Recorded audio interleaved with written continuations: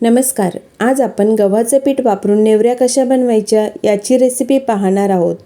वेळ न लावता रेसिपीला सुरुवात करूया. सर्वात पहिलं आपल्याला सारण बनवून घ्यायचं आहे. एका कढईमध्ये 1 चमचा तूप गरम करून घेऊ. तूप व्यवस्थित गरम झालं की यामध्ये 2 कप ओलं खोबरं घालायचं आहे.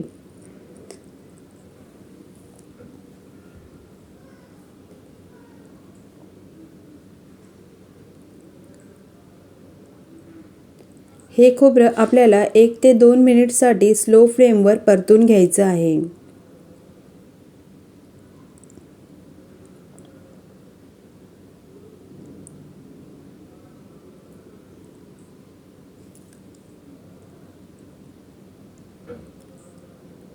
आता आपण यामध्ये 1 कप गूळ ॲड करणार आहोत.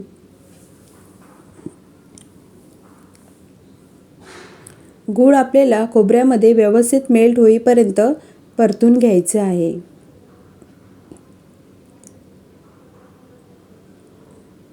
गुळाच्या गुठळ्या व्यवस्थित आपल्याला मोडून घ्यायच्या आहेत. इथे मी गूळ कट करून घेतला होता. तुम्ही किसून घेतलात तरीही चालेल. तर इथे आपला गूळ व्यवस्थित असा मेल्ट झालेला आहे. आता आपण यामध्ये ड्रायफ्रूट्स ॲड करणार आहोत. मी इथे काजू आणि बदाम कट करून घेतले आहेत. त्यानंतर वेलची पूड घालून एकदा व्यवस्थित मिक्स करून घेऊया.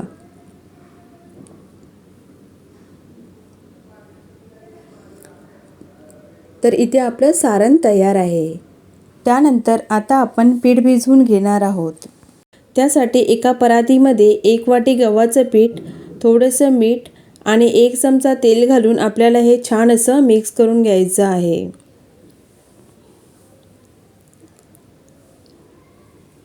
त्यानंतर यामध्ये थोडं थोडं पाणी घालून हे आपण छान असं मळून घेऊया. अगदी चपातीला मळतो किंवा पुरीला मळतो तसंच आपल्याला हे पीठ मळून घ्यायचं आहे.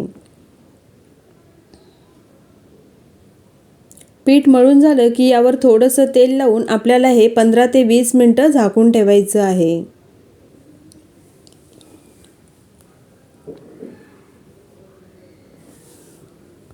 इथे आपली 20 मिनिटं झालेली आहेत. आता आपण हे पीठ एकदा मळून घेऊया. त्यानंतर याचे छोटे छोटे गोळे करून आपल्याला हे पुरीसारखं लाटून घ्यायचं आहे. चपातीच्या गोळ्यापेक्षा थोडा छोटा गोळा आपल्याला बनवायचा आहे. पहिले आपण सर्व गोळे बनवून घेऊया. त्यानंतर याच्या पुऱ्या लाटून घेणार आहोत.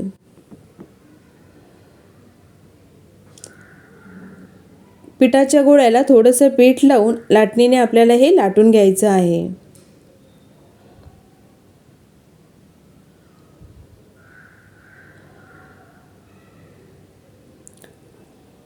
हे आपल्याला सेम पुरीसारखंच लाटायचं आहे. एकदम पातळ किंवा जाड ठेवायचं नाही आहे.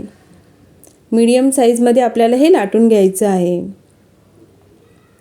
तर इथे आपल्या सर्व पुऱ्या बनवून झालेल्या आहेत.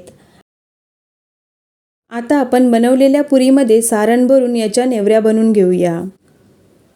तर इथे मी नेवऱ्या बनवण्यासाठी एका पुरीवर 2 चमचे सारण घेतलं आहे आणि सारण आपल्याला पुरीवर घेतेवेळी असा मिडलला हात ठेवायचा आहे, म्हणजे सारण आपलं स्प्रेड होणार नाही. आणि पुरीच्या साईडने आपण आता पाणी लावून घेऊ. त्यानंतर आपण आता पुरी फोल्ड करून घेऊया. फोल्ड केल्यानंतर आपल्याला पुरी साईडने व्यवस्थित प्रेस करून घ्यायची आहे. त्यानंतर चिरण्याने याला आपण साईडने कट करून घेऊ. तुम्हाला ज्या साईजच्या नेवऱ्या पाहिजे असतील त्या साईजच्या तुम्ही नेवऱ्या कट करू शकता.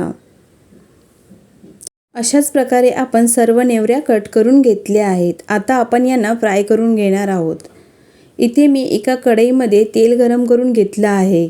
त्यामध्ये आपण 2-2 नेवऱ्या सोडून यांना फ्राय करून घेणार आहोत. नेवऱ्या फ्राय करत असताना गॅसची फ्लेम आपल्याला हाय ठेवायची आहे आणि हाय फ्लेमवर याला 1 ते 2 मिनिट फ्राय करून घ्यायचं आहे. तर इथे आपली नेवरी फ्राय करून झालेली आहेत. अशाच प्रकारे आपण बाकी राहिलेल्या नेवऱ्यासुद्धा फ्राय करून घेणार आहोत.